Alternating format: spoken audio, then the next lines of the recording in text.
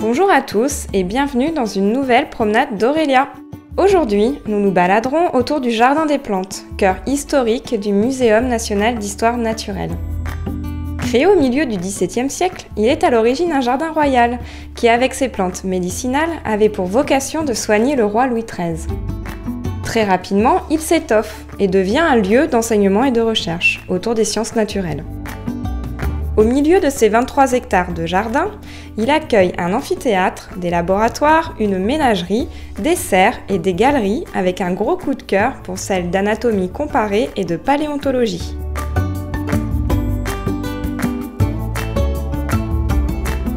Depuis bientôt 400 ans, étudiants, chercheurs et promeneurs se côtoient ici, dans le poumon vert de la capitale parisienne.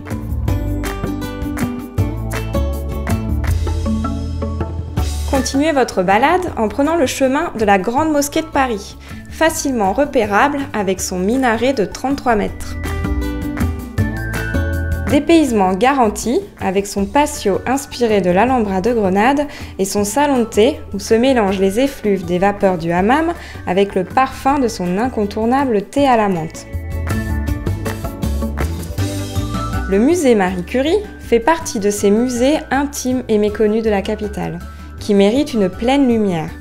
En plus de découvrir l'histoire de la première femme à avoir reçu un prix Nobel, vous serez charmé par son laboratoire et son bureau, restés quasi intacts.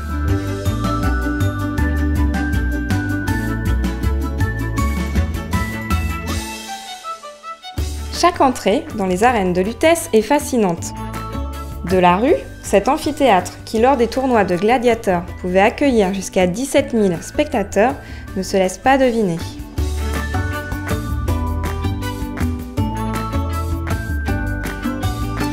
Fan des panoramas ? La terrasse de l'Institut du monde arabe vous permettra de prendre de la hauteur pour admirer la Seine et Notre-Dame de Paris.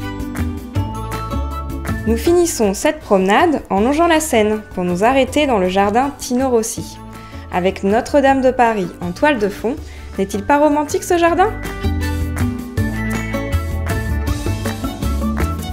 Retrouvez toutes les informations et l'itinéraire de cette balade sur le site expedia.fr et moi je vous dis à très vite dans une prochaine promenade d'Aurélia.